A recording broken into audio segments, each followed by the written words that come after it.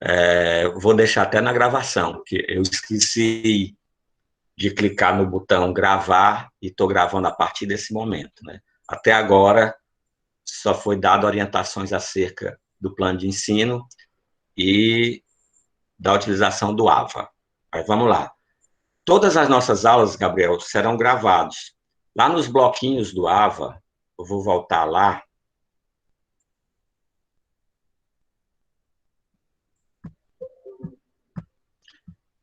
Vai ser colocado aqui também um link vídeo aulas, em que vocês vão poder rever a aula a qualquer momento, certo? Então, sempre que for colocado algum material, vocês serão avisados. Ó. Tem um linkzinho aqui, avisos, certo? Eu vou usar essa ferramenta aqui para avisar vocês de que algo novo entrou no nosso material.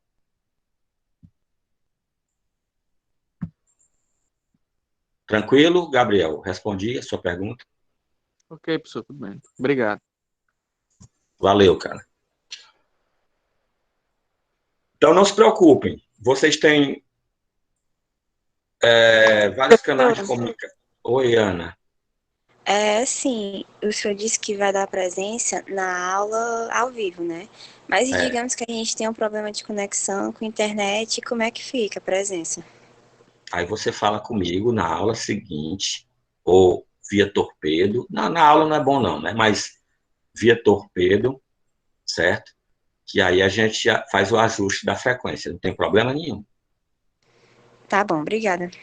Eu também tenho problema. Ontem mesmo eu estava dando aula, faltou energia aqui na minha casa. No Uhum, meio da... Então, todos nós estamos sujeitos a isso, né? com certeza. Certo? Então, pode cair a internet, pode... Então, obviamente, o aluno não vai ser penalizado por isso, não. Quem já foi meu aluno sabe que eu sou muito flexível em relação a essa questão de frequência. Tá Agora, certo. as atividades que são passadas durante a aula, por exemplo, um quiz, né? Ele tem um horário determinado que fica aberto. Aí eu não tenho como refazer, né?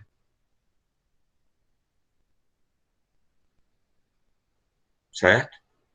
Eu posso até passar uma atividade extra para recuperar, alguma coisa assim, mas, assim, refazer a mesma atividade fica meio que complicado. Tranquilo? Tranquilo, professor, obrigada. Mas fique à vontade. Eu gostaria que todos participassem, né? Então, hoje eu estou super contente aqui com vocês, né? De 56 alunos, tem 40 na sala.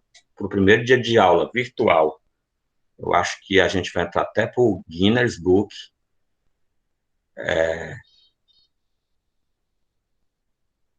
Mas não se preocupe, viu?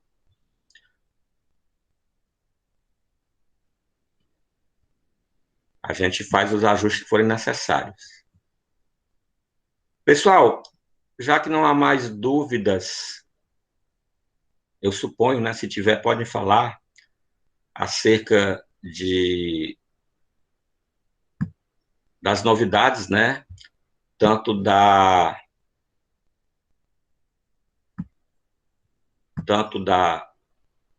disciplina em si, né, do conteúdo da disciplina, quanto do AVA. Vamos começar a nossa aula, né? A aula em si, o conteúdo mesmo dos crimes contra a família. Só um alerta, pessoal. Alerta não, isso é uma questão de me colocar à disposição de vocês. Vocês têm a ferramenta dentro do Unifor Online Torpedo, foi criado um grupo do WhatsApp, e vocês fiquem à vontade, certo? Para perguntar, para tirar dúvida, para qualquer coisa que necessite, obviamente, se eu puder ajudar, eu ajudo. Se não for dentro da minha competência, eu tento orientar a melhor forma de resolver o problema. Então, vocês têm essas duas ferramentas de comunicação, dentro institucional, que é o Unifor Online, e o Fora do Unifom Online, que é o grupo que foi criado. Só um detalhe, o grupo eu criei para disciplina, não por turno. Então, seria bom que quando você fosse falar, você identificasse, olha, eu sou do horário AB, eu sou do horário CD, certo? Eu não crio dois grupos, porque senão fica muito grupo e fica complicado para eu gerenciar esse tipo de coisa. E mesmo assim, se você não se sentir à vontade, por exemplo, para fazer uma pergunta no grupo, chama no particular lá no WhatsApp, que não tem problema nenhum não, certo? Eu respondo assim que eu souber a resposta, eu respondo, né? Porque pode ser que eu não saiba na hora, né? Tranquilo? Fica combinado assim, não se acanhem, saibam que eu sou extremamente disponível, flexível e a atividade da minha vida profissional que eu faço com o maior prazer é dar aula, certo? Você perguntar, faz o quê? Eu sou advogado, né, pessoal? A pergunta se eu gosto de advogar, eu detesto, certo? Não gosto porque eu não gosto de entraves burocráticos. Então, quando eu tenho que ir para o fórum, eu sofro demais. A atividade hoje da minha lista é a docência, né? Que eu gosto mais. E o segundo lugar a segunda posição na minha lista de gostos é a, a informática, né? Eu estou com um projeto, depois quem quiser até algum detalhe, se quiser escrever um artigo sobre, de inteligência artificial para o projeto que está em andamento agora é para execução penal. Então, é um algoritmo de inteligência artificial para resolver problemas de execução criminal. Então, é a segunda atividade da minha vida.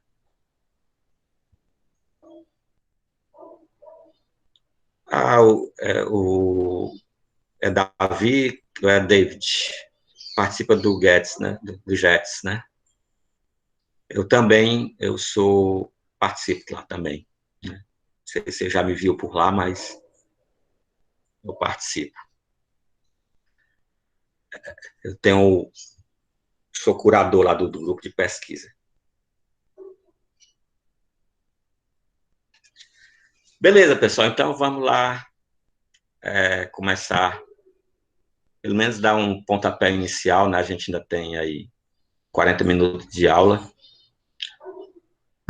nos crimes contra a família.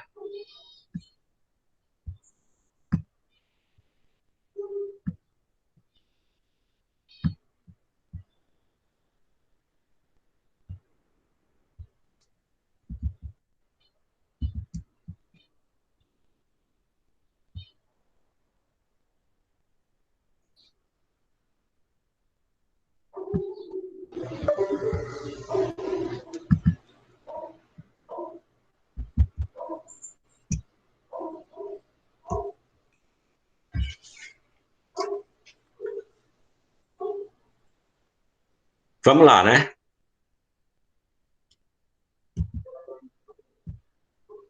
Então, pessoal, a gente começa nossa disciplina no título 7, e o primeiro capítulo, que se chama dos crimes contra a família, né? E que ele é dividido em 4 capítulos. Quatro capítulos. Capítulo 1 são os crimes contra a instituição do casamento. Capítulo 2, estado de filiação, assistência familiar, direitos e deveres familiares, como capítulo 4.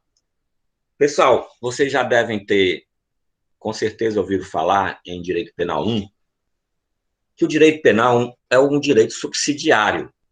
Né? O direito penal, ele é o ramo do direito mais importante que nós temos.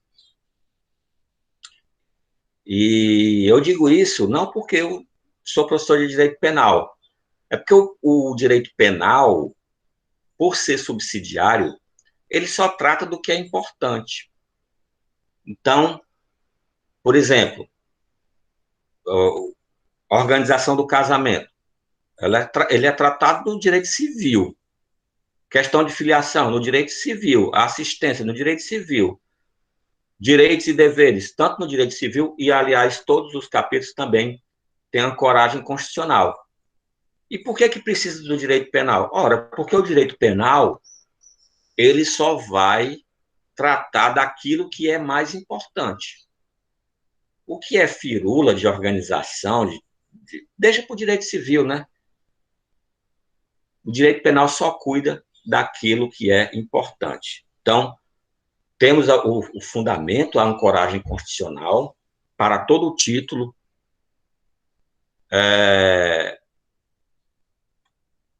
que vai trazer o artigo 226 da Constituição Federal, a família como base da sociedade, tendo proteção especial do Estado. Quando trata de casamento, fala que o casamento tem celebração gratuita, fala de casamento religioso com efeitos civis, a dissolução do casamento só pelo divórcio ou pela morte, né? Então, só temos essas duas maneiras. Trata da igualdade, da entidade familiar, da igualdade entre homem e mulher. Hoje não se fala, apesar do Código Penal ainda usar o termo pátria e poder, não se usa mais, né? Desde 1988, desde, né, do advento aí da Constituição Federal de 1988. Hoje a gente fala de poder familiar, porque não há desigualdade, né, hierárquica entre homem e mulher dentro da família. Trata de planejamento familiar, da assistência, né, tanto que a assistência intergeracional entre pais e filhos, filhos e pais, entre cônjuges. Então, tudo isso é tratado tanto pela Constituição quanto pelo direito civil, né, pelo Código Civil. Só que existem algumas condutas que são tão graves em relação a esses bens jurídicos, certo? Que só resta o direito penal atuar. Então, daí a subsidiariedade do direito penal. O direito penal fica ali, né, fica ali, digamos assim, só olhando, né? Enquanto está acontecendo tudo bem, ele não entra em ação.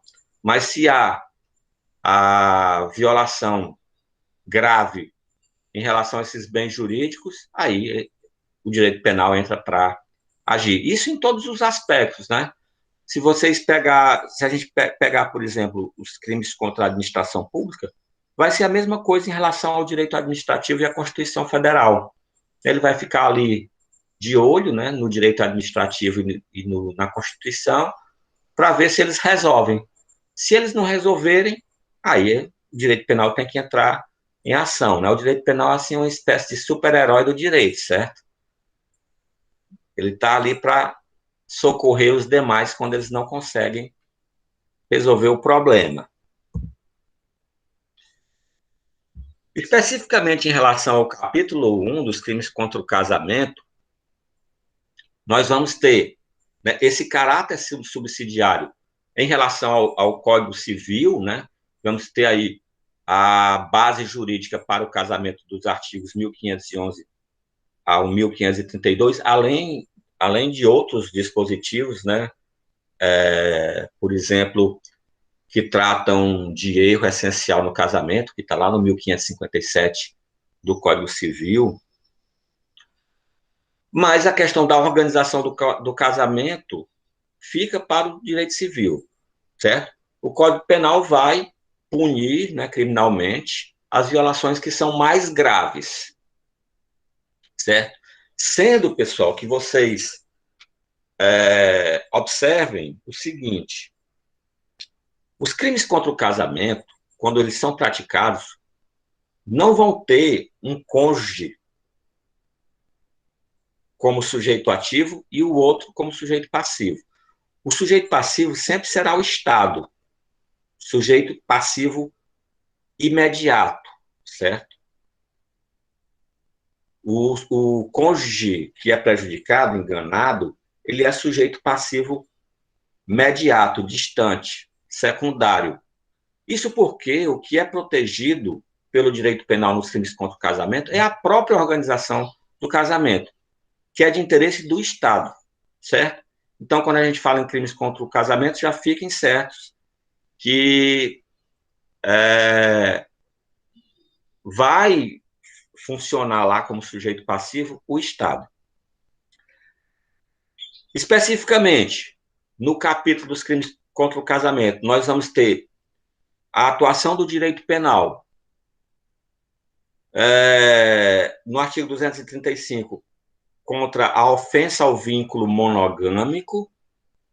Nos 236 e 237, será o desrespeito às normas reguladoras de impedimentos matrimoniais absolutos ou essenciais, né, que são questões de ordem pública. Né? Então, se você for lá no artigo 1521 do Código Civil, você vai ter uma lista de quem não pode casar com quem. Por exemplo, um pai não pode casar com um filho, um irmão não pode casar com o outro.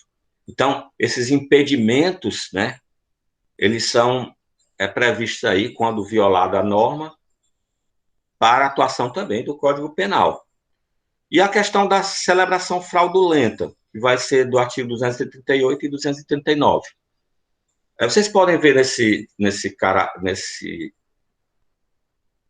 nessa parte vermelha que está à esquerda aí, que a gente tem do 235 ao 240, mas na explicação do que trata cada um dos dispositivos, a gente só vai até o 239.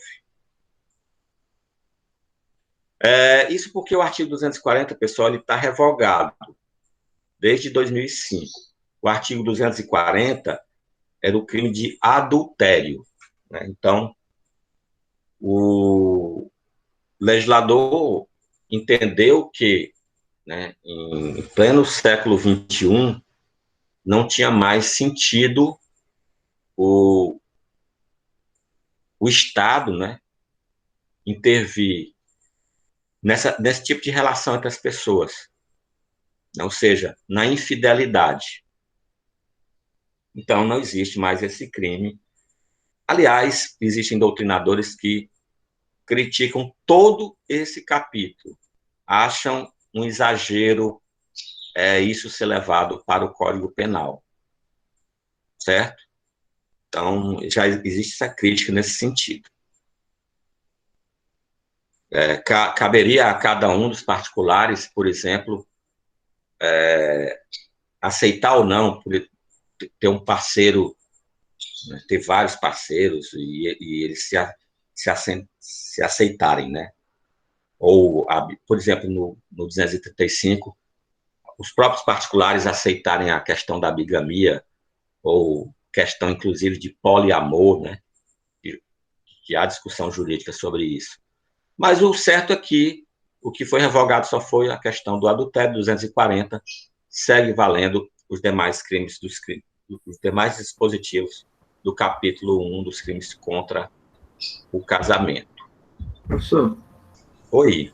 Há alguma discussão no STJ, no STF, com relação à proporcionalidade da pena, com relação a esses crimes? Porque, querendo ou não, é um crime é médio potencial ofensivo, né? Pelo menos o 235 né, até 6 anos. Não existe. O que existe discussão, inclusive, tese, né? Se vocês procurarem o ministro do STF, Teori foi o que morreu,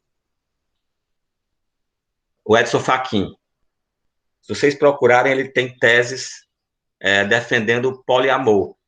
E quem defende isso, obviamente, defende a exclusão da conduta típica, né? Por exemplo, da bigamia, né?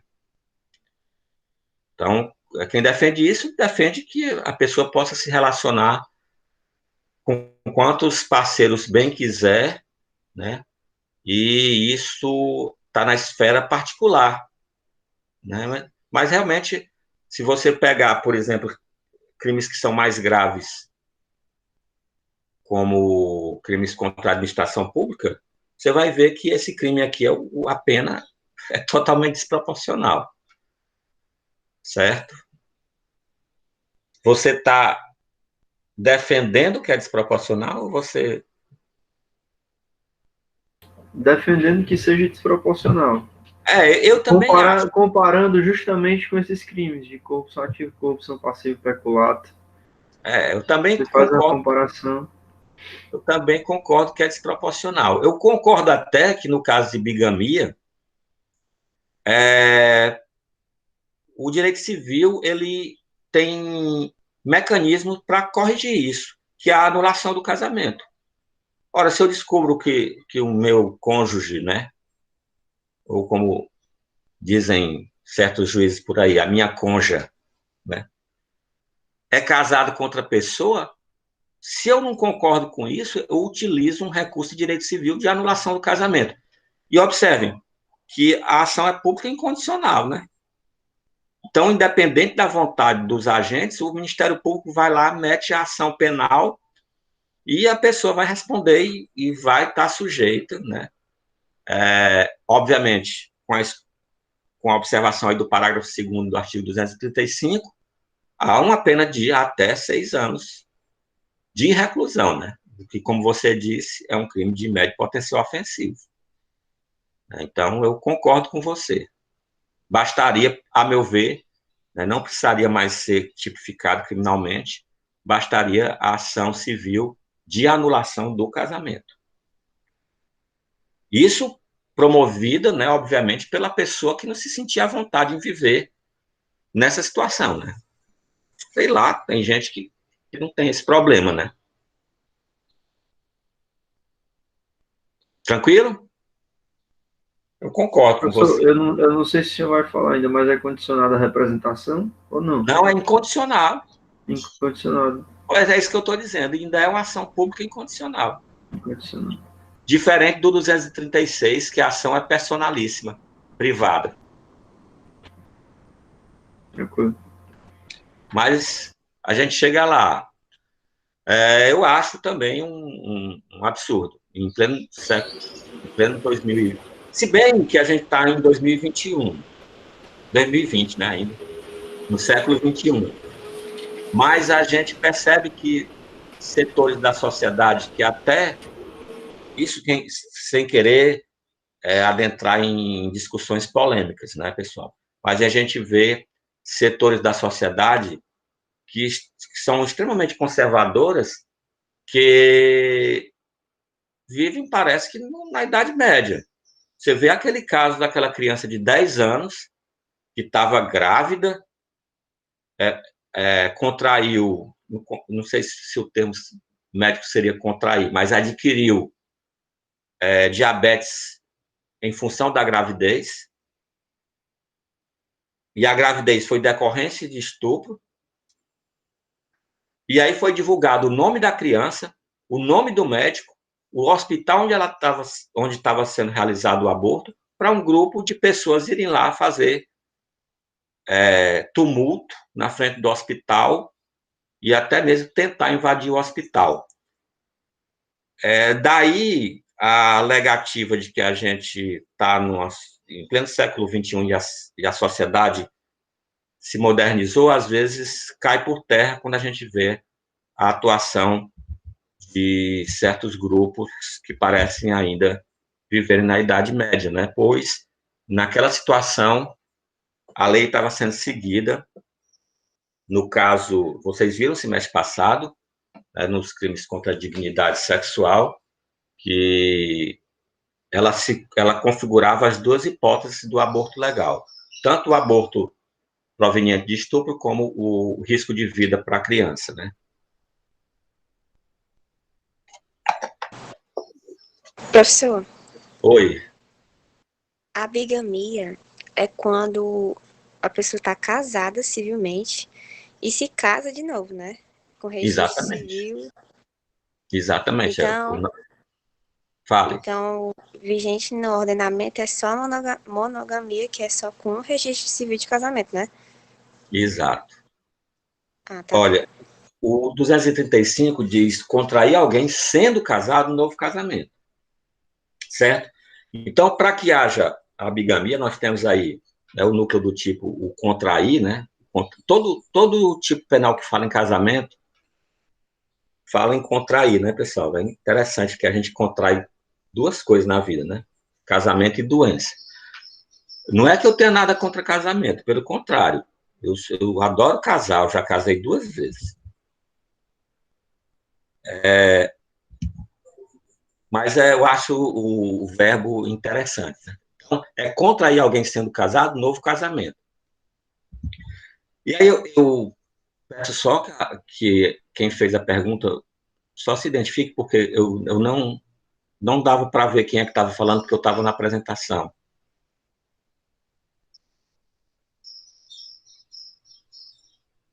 Quem foi que fez a pergunta, dizer só da questão do registro civil? Anisté, sou eu. Oi, Anisté, desculpa, é porque, como eu disse, quando eu estou na tela de apresentação, não dá para ver quem é que está falando, porque eu não vejo a tela do Meet. Olha só, eu tenho certeza que a sua pergunta foi pensando na união estável, não foi? Foi, porque assim, é tão comum você ver É, pessoas de poliamor hoje. exatamente. Não, é verdade. Veja só, o tipo penal é contrair alguém sendo casado no novo casamento. A gente pode, aí eu vou fazer uma pergunta, eu queria que vocês se pronunciassem. A gente pode fazer a Constituição Federal, o Código Civil, ele considera a união estável e o casamento equiparados? Em alguns Considera, aspectos, né, não? sim. Pois é. Eles consideram, né? Então, se você Em alguns aspectos, né, eu acho que... Não, olha, a união estável é considerada pelo o direito civil, depois que reconhecida, né, obviamente, como um casamento em união parcial de bens. Tudo bem, a gente pode comparar isso no direito civil e no direito e na Constituição Federal que traz essa possibilidade. Mas no direito penal a gente pode equiparar a união estável ao casamento? Não, acredito que não. Porque aqui ele fala de um novo casamento. Não, eu estou falando de um aspecto global, Ana Gabriela, não especificamente do artigo 235. Eu posso comparar a união estável no direito penal ao casamento? Vamos por partes, vamos deixar o 235 um pouco de lado. Sim, não ou depende? Aí, quando eu boto essas três opções, o direito penal fica muito fácil, né, no direito. É sempre depende. Olha, eu sinceramente justamente, eu acho que nos crimes contra a pessoa, nas causas de aumento de pena, por exemplo, eu acho que a união estável se aplica. Na Lei Maria da Penha. Mas a Lei Maria da Penha fala cônjuge ou companheiro. Ele traz expressamente os dois. Né? Aqui não, aqui fala casamento. Entendi. Depende, sabe por quê, pessoal? Porque se eu tiver uma situação, uma hipótese, em que vá beneficiar o agente de união estável, que está em união estável, eu posso comparar a união estável ao casamento. Exemplo, as imunidades lá dos crimes patrimoniais, lembram do semestre passado? Artigo 181 a 183, nos crimes contra o patrimônio, que não há violência ou grave ameaça, e a vítima não é maior de 60 anos, não há aplicação. Por exemplo, o marido tira R$100 da bolsa da esposa. Ele é punido por furto? Não é. E se o companheiro tira da bolsa da companheira R$100, ele vai ser punido por furto? Não, também. Sabe por quê? Porque essa analogia da união estável ao casamento, ela é possível quando é para beneficiar. Nesse caso, eu estou beneficiando. Agora, vamos aplica-se a analogia em Malaparte e em Bonaparte, né, professor? Exatamente. Agora, vamos para o 235. Se eu fizer a analogia do companheiro, daquele que vive em união estável, com aquele que é casado, eu vou estar beneficiando ou prejudicando o companheiro? Prejudicando. Prejudicando, eu vou estar ampliando o alcance do sujeito ativo. Então, Professor, no caso... Oi. Eu acho assim que entra a questão do casado, mas eu acho que ele também iria para o lado do direito civil, né? Porque aí existe a separação de fato e a separação de direito. Se ele não está separado de direito, mas está separado de fato, ainda assim ele não poderia contrair novo casamento, mas ele poderia sim contrair uma união estável e aí ele ficaria, de certa forma, imune à punição do artigo 235. Não é isso? Mas aí é porque ele não pratica o crime. Não há conduta típica. Ele não casa sendo casado. Então, nesse caso, a união estável não seria equiparada dentro do direito penal, né? Nessa não. situação. No caso do 235, porque seria analogia em mala parte. Eu estaria botando na condição de sujeito ativo do crime o companheiro que não é casado. E o tipo penal é taxativo. Ele fala casar sendo casado. Entendi. Então, por exemplo, se eu quiser viver em união estável com 5, 6 mulheres ou homens, né? Certo? Ou da maneira que for, desde que eu não case, não seria crime. Porque o tipo penal é taxativo. Ele fala casar sem ser casado. Eu acho isso tão contraditório, mas... Mas o direito penal é taxativo, né? Sim, sim. Pois é, aí é que está. Aí é onde vocês têm que ter cuidado. Quando forem analisar essa equiparação do companheiro com o casado, vocês têm sempre que analisar dessa forma. Eu vou beneficiar ou vou prejudicar? Se for beneficiar, faça a analogia. Se for prejudicar, não faça analogia. Essa é a regra geral. Para todo o direito penal, quando ele tratar na expressão casamento e na expressão cônjuge. Porque quando ele fala cônjuge, é o casado. E isso está lá, por exemplo, no 181, nas imunidades dos crimes patrimoniais. Lá só tem cônjuge, mas eu vou incluir aquele que vive em união estável, porque naquele caso eu vou estar fazendo analogia em Bonaparte. Ok, pessoal? Ficou? Ok, entendi. É porque assim, Gabriela, às vezes a gente não tem que concordar, né? Você vai... Às vezes a gente tem que seguir o que está na norma, né? E como o direito penal segue o princípio da taxatividade, aí eu não posso fazer isso. Por isso, certo? É que, como a Esté falou, né? Hoje é comum as pessoas viverem em união estável, terem mais de um relacionamento e tal. Por isso que tem muito doutrinador que diz que esse dispositivo deveria ser revogado.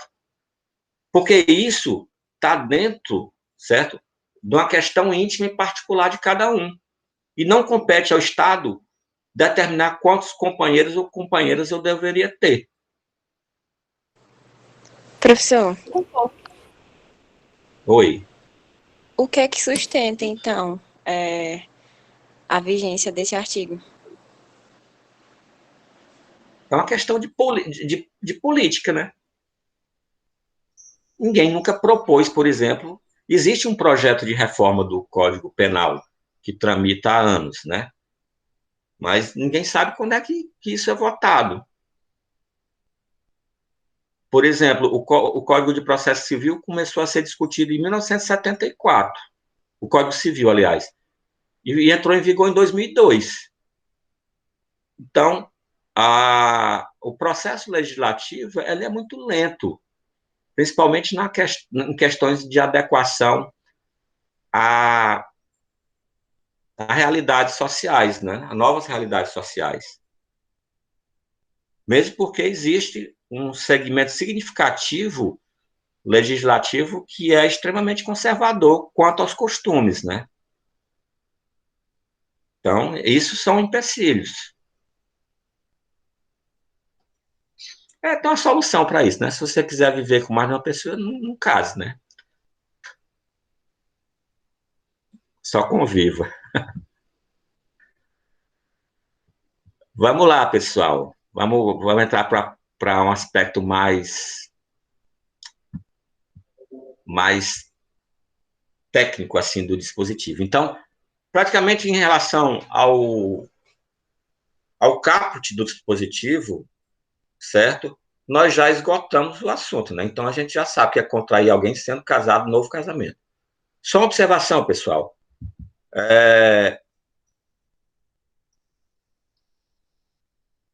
Desde 2012 já existia uma regulamentação do CNJ que proibia os cartórios a se negarem a fazer casamentos de pessoas do mesmo sexo, né? Então, casamentos homoafetivos. Depois isso foi regulamentado.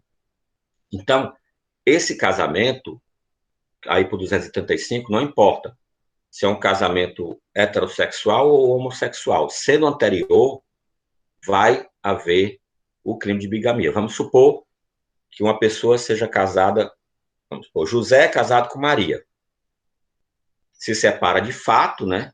Assim como foi o exemplo da Gabriela, e está separado de fato, vamos supor, há 5 anos. Nunca dissolveu o casamento. Só o que dissolve é o divórcio ou a morte. E aí resolve, né? Eu falei José, foi José e Maria, né? E o José resolve casar com João. E vai no cartório e celebra o casamento civil. Ele praticou bigamia. Certo? Não importa se o casamento é homossexual ou heterossexual. Não pode casar sendo casado. Obviamente, só dissolve o casamento em duas situações: morte e divórcio. E, obviamente, pela morte só pode casar o que ficou vivo, né? Isso é lógico, né? Se bem para aqueles que advogam contra o casamento, consideram o casamento até pior do que isso, né? Não é o meu caso, eu já disse, né? Eu sou totalmente favorável. Como eu disse, já casei 2 vezes. Pessoal, o caput do 235 é o que é chamado bigamia própria. Por quê? Porque é a bigamia praticada pelo casado. Aí pode ter bigamia praticada pelo solteiro? Sim. O solteiro pode praticar bigamia. É a chamada bigamia imprópria, que é o que está onde? No parágrafo 1º, certo? Do artigo 235, que diz: aquele que, não sendo casado, contrai casamento com pessoa casada, conhecendo essa circunstância, é punido com reclusão ou detenção de 1 a 3 anos. Então, a bigamia imprópria é a bigamia do solteiro que casa com alguém casado, sabendo da condição de casado dele. E qual é a natureza jurídica do parágrafo 1º do artigo 235? Privilégio. Então, é também chamada de bigamia privilegiada. Então, o parágrafo 1º do artigo 235, ele é chamado tanto de bigamia imprópria quanto de bigamia privilegiada. Só uma revisãozinha, né, pessoal? Qual a diferença de privilégio para causa de diminuição de pena?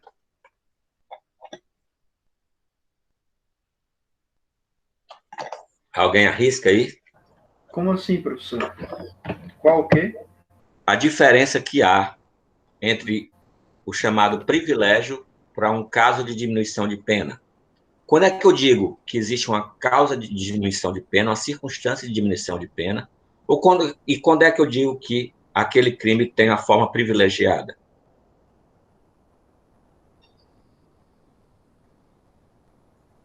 Ninguém arrisca aí? Chute. Vamos lá, é simples. Quando eu falo que existe uma causa de diminuição de pena, é porque existe uma circunstância que vai abater a pena prevista no no tipo penal principal, no caput, é infração. Então, eu vou ter sempre assim, se o agente pratica o crime na seguinte situação, aplica-se uma redução de 1/3 a 1/6. Isso é um caso de diminuição de pena. Um privilégio é previsto quando o legislador, em uma determinada situação, ele aplica uma nova faixa de pena. Então, vamos ver aqui, ó.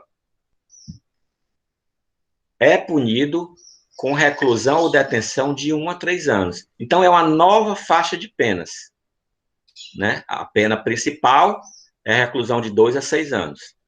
Nesse caso, como eu tenho uma nova faixa de penas, o crime é privilegiado. É isso mesmo, Davi.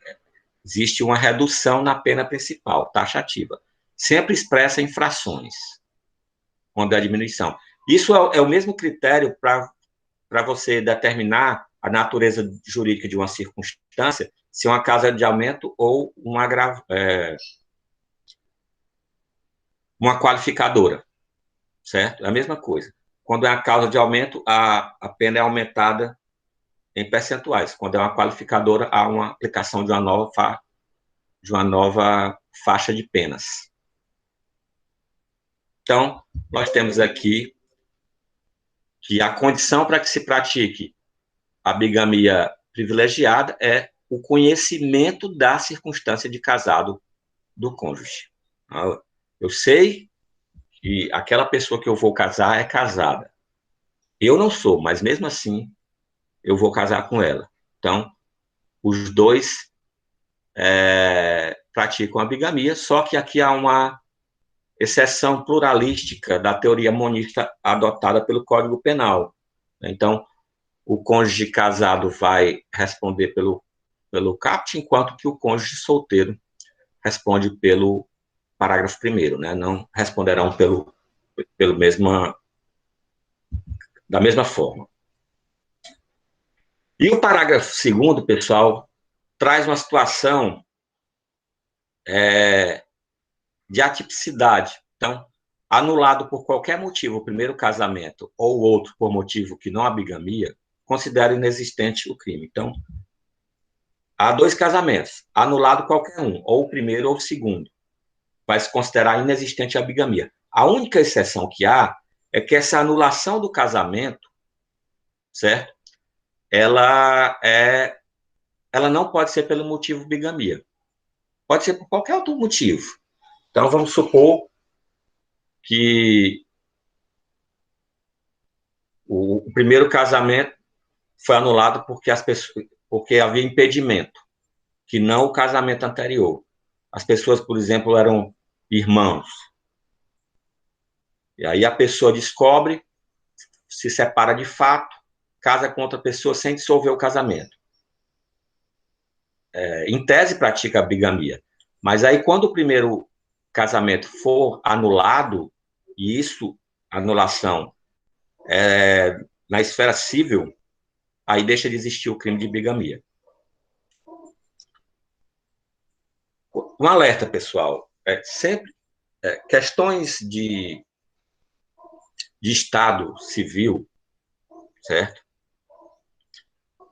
Filiação, casamento, idade, né? São todas questões de estado civil. Elas são questões prejudiciais ao direito penal. Então, quando a questão é prejudicial, o processo penal fica parado até a resolução da questão no âmbito civil. Esse é o caso, né? Então, espera-se a solução do processo de anulação do casamento, porque se ele for anulado, não há o crime. Então, é isso que diz o parágrafo 2º do 235. Tranquilo até agora? E aí, pessoal, vamos só rever tudo que a gente conversou, né, agora encaixando nas principais elementares do tipo. Então, nós vamos ter como objeto jurídico, ou seja, o bem jurídico tutelado, a organização familiar. Obviamente, aí o casamento monogâmico. Nós passamos por isso quando a gente discutiu a questão da união estável, né? Então, deve haver o casamento. O que é protegido aqui é o casamento monogâmico. Quanto ao tipo objetivo, aí nós vamos ter alguns elementares que fazem parte do tipo objetivo. A ação nuclear, o verbo contrair, né? Nós vimos que existe a bigamia própria no caput e a bigamia imprópria ou privilegiada no parágrafo 1º.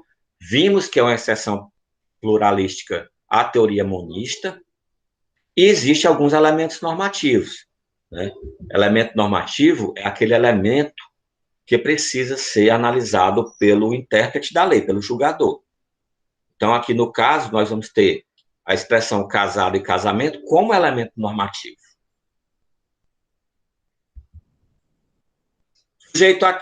Quanto ao sujeito, o ativo na bigamia própria é só a pessoa casada. Então, o sujeito ativo do caput, certo?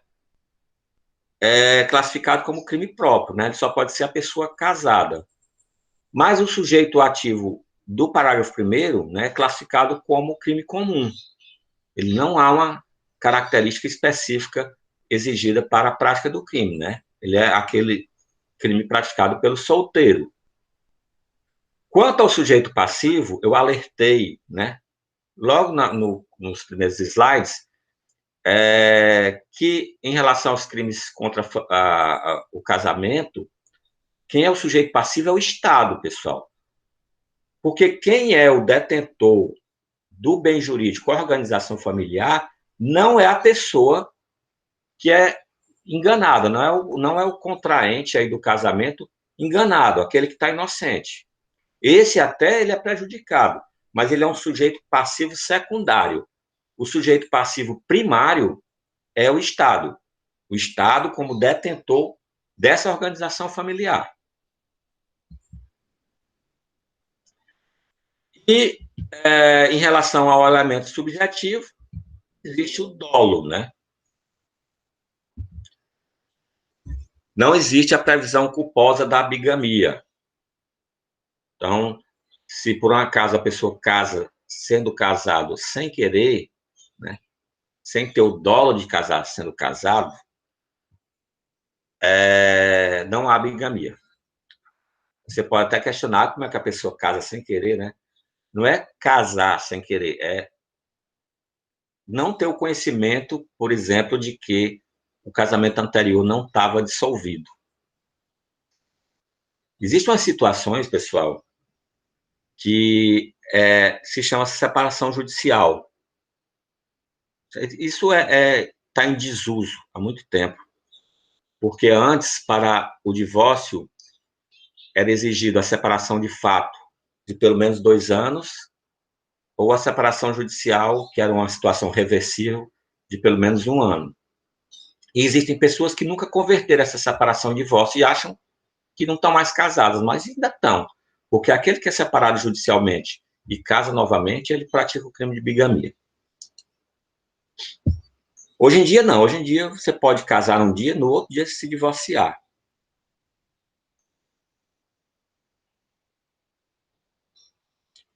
Tem uma pergunta aqui, se a modalidade culposa é compatível com a bigamia imprópria. Não, ela pode ser compatível com a bigamia própria também. Nessa situação em que eu disse que a pessoa pode achar que o casamento estava dissolvido, né, pela separação judicial, mas, na verdade, não houve a conversão em divórcio. São situações que são possíveis, né, mas que são de difícil ocorrência, né, pessoal? Então, a gente fala essas coisas em tese, mas, obviamente, é de difícil ocorrência. Primeiro que o casamento exige uma formalidade grande, né? Inclusive com publicações em diário de justiça e tal, existe todo um procedimento. Então, fica muito difícil isso ocorrer, mas em tese é possível. Quanto ao momento consumativo, pessoal, vocês vão encontrar divergência doutrinária, certo? Então, tem gente que diz que o casamento começa quando a pessoa começa a formalidade, ou seja, dá entrada nos papéis do cartório. Outros vão dizer que não, que é quando a cerimônia começa. Mas o certo é que nós temos uma regra no artigo 1514 do Código Civil que deve ser considerado. Ora, se a organização do casamento está toda no Código Civil, por que a gente não deve considerar o momento consumativo do casamento aquele do Código Civil, né? Então, o momento consumativo do 1514 do Código Civil é o momento em que os cônjuges, de forma livre, né, se manifestam com o sim, né, com o aceite naquele casamento.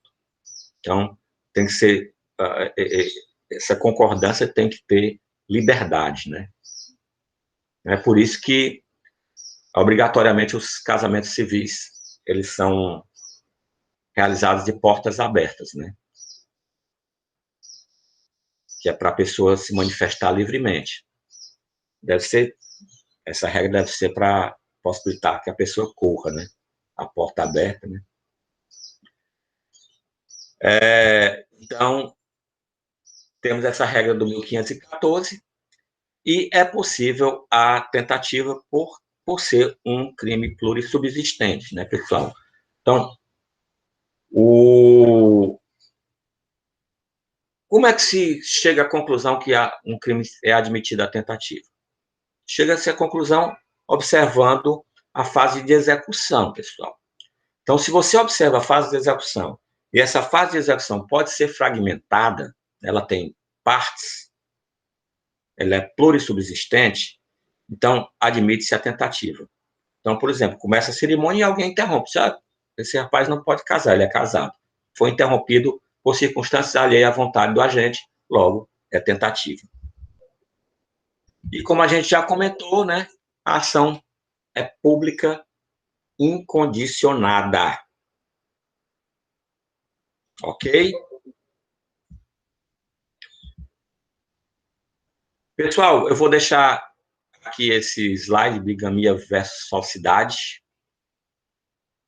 para a gente começar a nossa próxima aula daqui. Então, nós já estouramos nosso horário, daqui a pouco está entrando outra turma.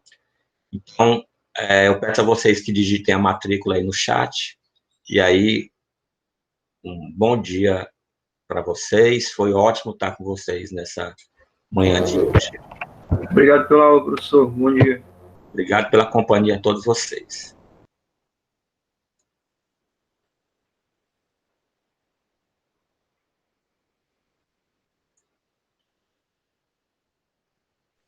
Tchau, professor. Vai ser um prazer ter o senhor como tutor esse semestre também, Penal 3. Beleza, cara. Valeu, Gabriel.